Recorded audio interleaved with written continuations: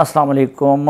आज की इस वीडियो में मैं आपको ये बताने की कोशिश करूँगा कि अफ़गान हुकूमत के सुकूत में या ज़वाल में और तालिबान के दोबारा उरूज में अमेरिका, चीन, ईरान, पाकिस्तान और दीगर पड़ोसी ममालिक का क्या किरदार रहा और इस वक्त किस मुल्क का क्या डिमांड है। अमेरिका क्या चाहता है, चीन क्या चाहता है, पाकिस्तान क्या चाहता है, ईरान क्या चाहता है और रूस क्या चाहता है।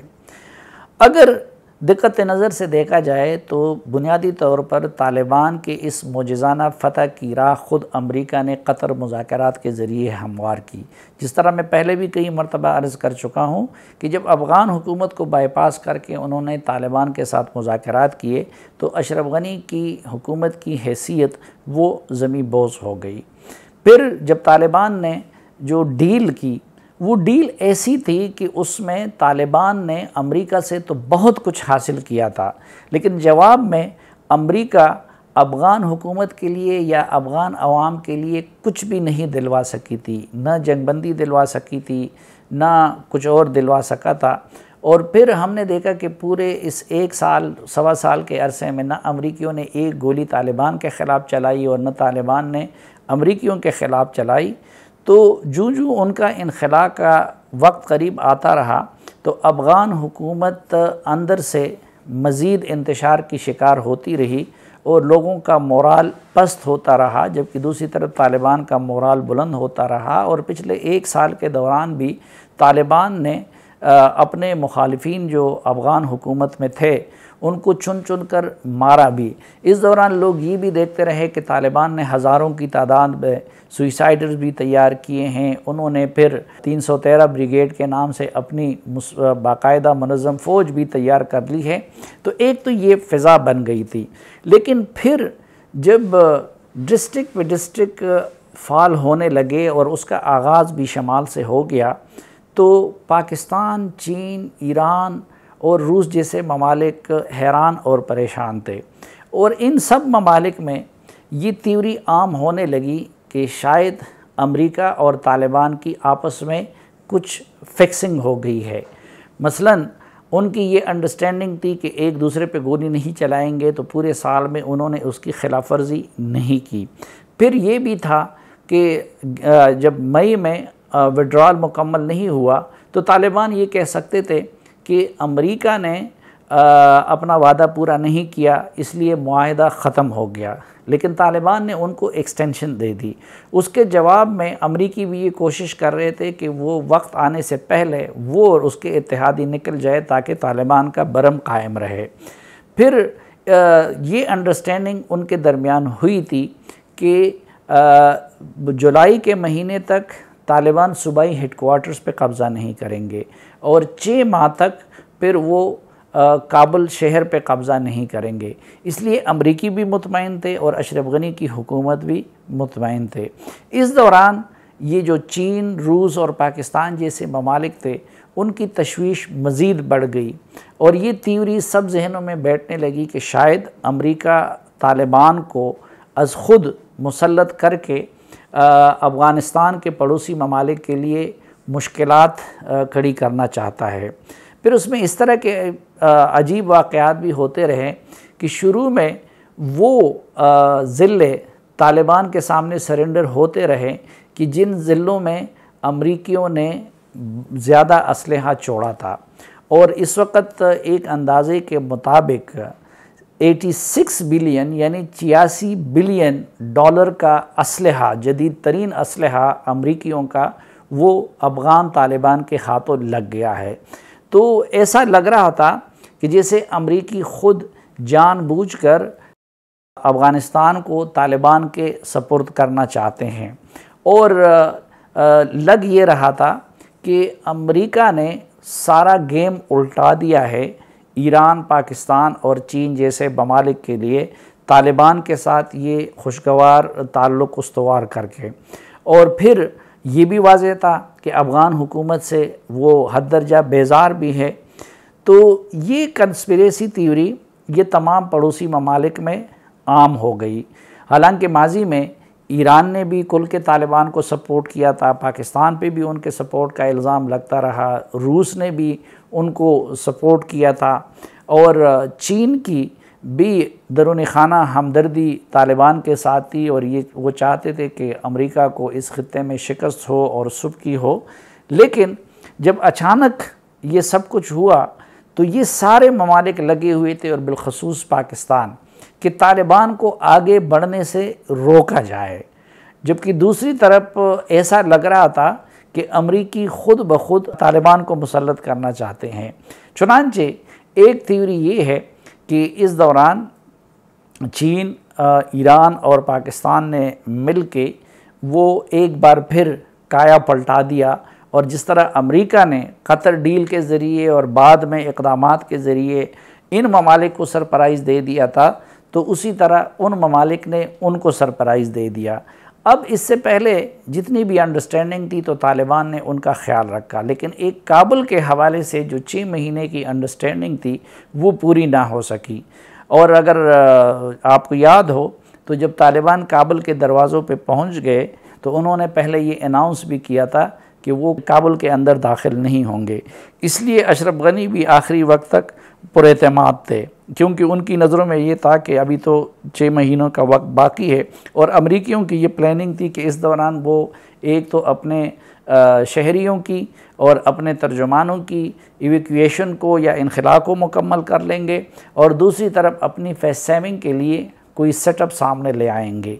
लेकिन काबुल में तालिबान का क़ब्ल अज़ वक्त दाखिला वो अमरीकियों के लिए सरप्राइज़ भी था, अमरीकियों के लिए मुश्किलात का भी बायस बना और अमरीकियों के लिए वो एक सुबकी का भी बायस बना। अब इस वक्त तालिबान अमदन अफ़गानिस्तान कंट्रोल में ले चुके हैं और तालिबान के लिए भी फिर अमेरिका के साथ मैच फिक्सिंग का तासुर वो दुरुस्त नहीं था, क्योंकि तालिबान के जितने भी फ़ाइटर्स हैं उन्होंने 20 साल अमरीकियों के हाथों ज़ख़म खाए थे और अमरीकियों को ज़ख़म दिए थे। अब 20 साल जंग के बाद अगर अमरीका और तालिबान इत्तेहादी या एलाए के तौर पर नज़र आते तो यकीनन इसको उनके फॉलोअर्स के लिए कबूल करना मुश्किल था और उनका सूट करता है कि वो रीजनल कंट्रीज़ के साथ अपने अलायंस को बरकरार रखें। तो इस वक्त जो बदले हुए तालिबान हमें नज़र आते हैं वो ख़वातीन के हवाले से उनका रवैया हो, मीडिया के हवाले से उनका रवैया हो या अहले तशी के हवाले से उनका रवैया हो, तो वो बुनियादी तौर पर इन पड़ोसी ममालिक के वजह से ही है। अभी आपने देखा कि अहले तशी के जो सूबे हैं हज़ाराजात, वो तालिबान ने सबसे आखिर में कब्ज़ा किया है, लेकिन वो भी कब्ज़ा नहीं बल्कि सब कुछ अंडरस्टैंडिंग के साथ हो गया। फिर फ़ौरन मुहर्रम आ रहा था तो तालिबान ने मुहर्रम के दौरान न सिर्फ ये कि उनको अपनी रसूमात की मुकम्मल इजाज़त दी बल्कि उसमें तालिबान के रहनुमा ख़ुद शरीक भी हुए। और इस वक्त अगर आप देखें तो अफ़गानिस्तान के तमाम पड़ोसी ममालिक में एक तरफ तो इस हवाले से खुशी की कैफियत है और इत्मीनान की कैफियत है कि अमेरिका और उसके इत्तेहादियों को शिकस्त हुई। और जिस तरह पहले ये कहा जा रहा था या ये ख़तरा था कि अगर अमरीकी वहाँ मौजूद होंगे तो वो कोशिश करेंगे कि अफ़गानिस्तान को रूस के ख़िलाफ़ इस्तेमाल कर सके, चीन के ख़िलाफ़ इस्तेमाल कर सके, ईरान के ख़िलाफ़ इस्तेमाल कर सके। फिर वो सरज़मीन इंडिया अमेरिका की निगरानी में पाकिस्तान के ख़िलाफ़ भी इस्तेमाल कर रहा था। तो ये ख़दशा तो इन सब ममालिक का ख़त्म हो गया। लेकिन अब तालिबान के हवाले से या तालिबान के रूल के हवाले से ये तमाम ममालिक जो हैं इनके ख़दशात या तवक्कुआत वो 100% एक जैसे नहीं हैं। मसलन पाकिस्तान तालिबान पे ज़्यादा ज़ोर इस बात के लिए दे रहा है कि वो अपना आईनी ढांचा बना दे, वो अपने मुखालिफिन को हुकूमत में साथ शामिल कर ले और इंसानी आज़ादियाँ दे और जमहूरी पैमानों पे अपने आप को क्वालिफ़ाई कर ले ताकि दुनिया उनको तस्लीम कर ले।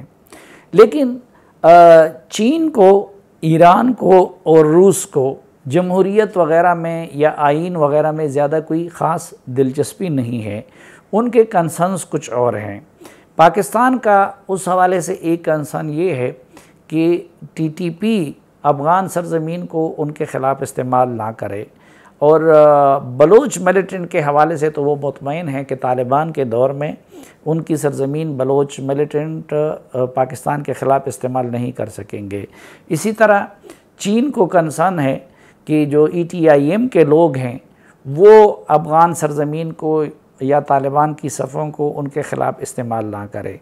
रूस का कंसर्न वो इस्लामिक मूवमेंट ऑफ उज़्बेकिस्तान के हवाले से हैं। इसी तरह ईरान का कंसर्न वो अहले तशी के हवाले से हैं। तो सरेदस्त तो तालिबान ने चीन को यकीन दिलाया है कि उनकी सरज़मीन उनके ख़िलाफ़ इस्तेमाल नहीं होगी और वो ETIM के मसले का हल निकालेंगे। पाकिस्तान को ये तसल्ली दी है कि वो TTP के मसले का हल निकालेंगे और अपनी सरज़मीन को उनके सरगर्मियों के लिए इस्तेमाल नहीं होने देंगे। रूस को भी तसल्ली दी है ड्रग्स के हवाले से भी, और ईरान को भी तसल्ली दी है अहले तशी के साथ रवैये के हवाले से भी, और उसको प्रैक्टिकली उन्होंने डिमॉन्स्ट्रेट भी किया। लेकिन ज़ाहिर है कि इन ममालिक के अभी तक ख़दशात काफ़ी हद तक रफ़ा नहीं हुए हैं। सरेदस्त ये लगता है कि चीन और पाकिस्तान वो बड़ी हद तक अपनी अप्रोच को सिंक्रोनाइज़ कर चुके हैं। लेकिन अगर हम देखें तो रूस और वस्ती एशियाई रियासतों का और ईरान का पाकिस्तान के साथ अफ़गानिस्तान के मुस्तक़बिल के हवाले से अप्रोच जो है या पॉलिसी जो है वो पूरी तरह सिंक्रोनाइज़ नहीं हुई है। और अब बड़ा चैलेंज यही है कि ये ममालिक वो किस हद तक अफ़गानिस्तान से मुतालिक यकज़ुबान हो के और एक पेज पे आके कोई पॉलिसी अपनाते हैं। अगर ऐसा होता है तो मेरे ख़्याल में ये सब मिलकर अफ़गानिस्तान को खुशअस्लूबी के साथ मैनेज कर सकते हैं। लेकिन अगर रूस और वस्ती एशियाई रियासतों के ख़दशात रफ़ा नहीं हुए तो फिर वो मुस्तक़बिल में तालिबान मुखालिफ ताजिक, उज़्बेक और हज़ारा कम्युनिटीज़ को सपोर्ट दे सकते हैं, जो अफ़गानिस्तान में एक बार फिर खाना जंगी का बायस बन सकता है।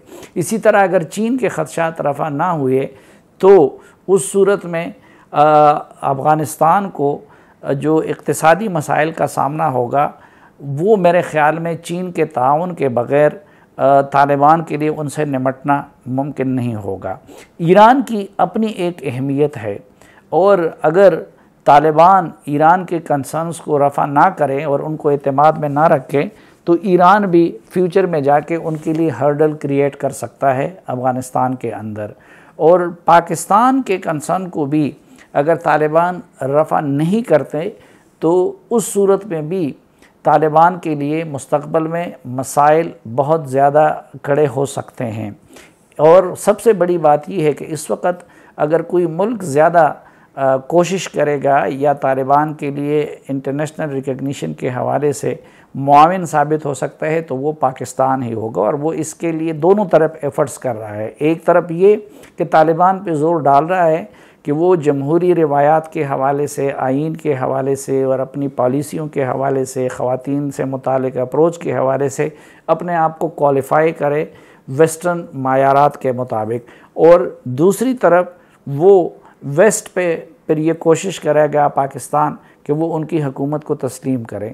तो मेरे ख़्याल में इन हालात में किसी एक मुल्क को भी इग्नोर करना या नाराज़ करना वो तालिबान के लिए बेहतर नहीं होगा। लेकिन सबसे बड़ा चैलेंज ये है कि अफ़गानिस्तान और तालिबान से मुतालिक चीन, रूस, ईरान, पाकिस्तान और वस्ती एशिया की रियासतें वो मुकम्मल तौर पर कैसे एक पेज पे आए और कैसे यकजुबान हो जाएं।